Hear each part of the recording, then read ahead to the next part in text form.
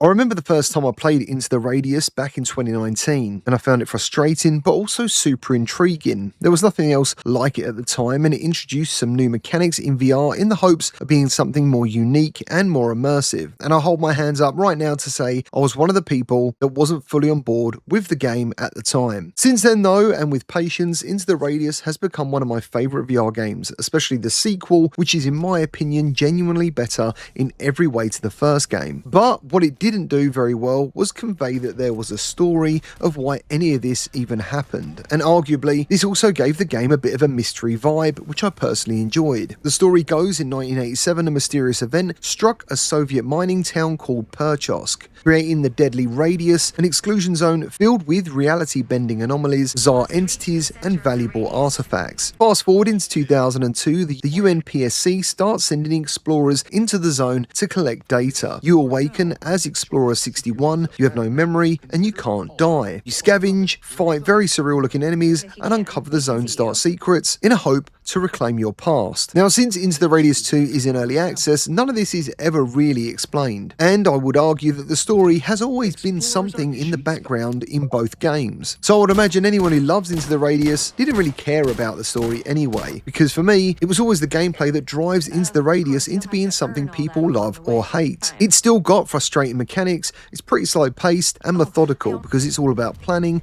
taking risks and completing missions in the zone. Either involves dropping something off or collecting something. You earn cash while gaining high security levels, which unlocks better gear, and with the new beta, the developers are now wanting to make the story an integral part of the gameplay because who doesn't love a cool narrative? The issue here though is how they lay this story on top of an existing game without really changing it, and in my opinion, the current beta, which means all of this feedback I'm about to give could eventually change, isn't exactly what I expected, and in my opinion, they have been very unsuccessful in how they have delivered the story. I started a new game to fully experience Into the Radius 2 as a new player would, because one day, all of this testing we're doing in early access and as beta testers is all about leading up to the day that this game becomes a full release. There's definitely things I like, and visually I do think Into the Radius 2 does keep getting better, but my experience yesterday was one of frustration and confusion, leading to me eventually quitting the game. What I'm trying to say is, for the first time, I actually don't want to play Into the Radius 2, and I felt I needed to share my thoughts on this. The new lady, who is one of your guides, is fine. There's definitely a light-hearted feeling to her, but she's not too intrusive, so it's definitely acceptable.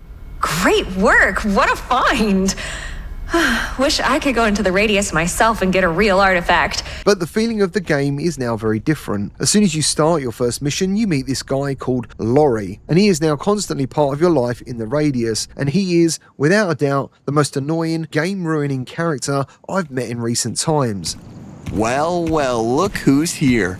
Our immortal hero! What, fresh out of training and into the fire? Wait, you can't remember me, do you? I'm Lauri, your old buddy, and now we're tied together even more. We're like one now. Hocus pocus. Huh, it worked!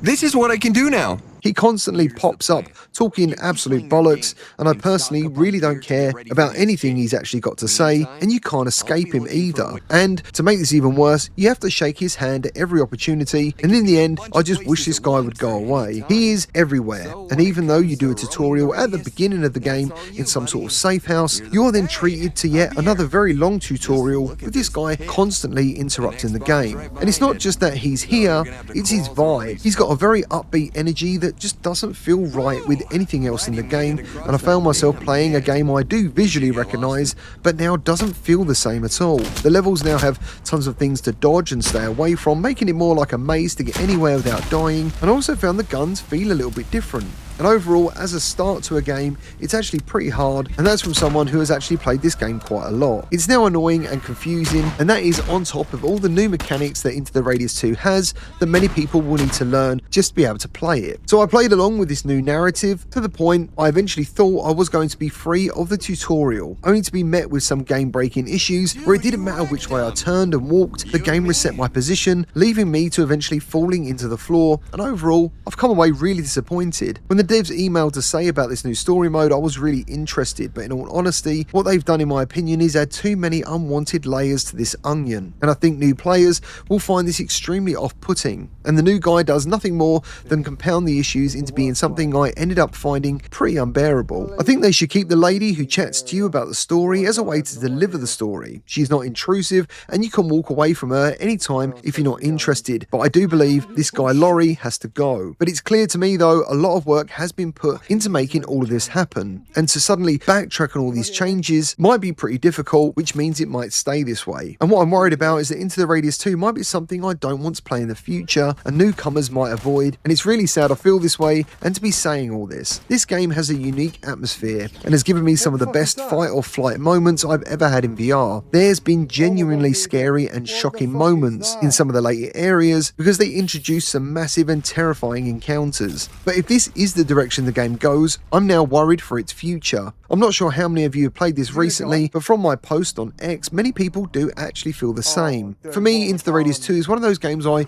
used to always recommend to people to play. If they have the patience to learn, this game's quite unique mechanics, because once you get into this game, I think it's absolutely fantastic. But if this is how the game starts, and maybe even continues with this guy at your side, it's not something I'll be able to recommend. Well, there it is. Let me know your thoughts down in the comments, especially if you've played this beta, and I'll see you on the next one.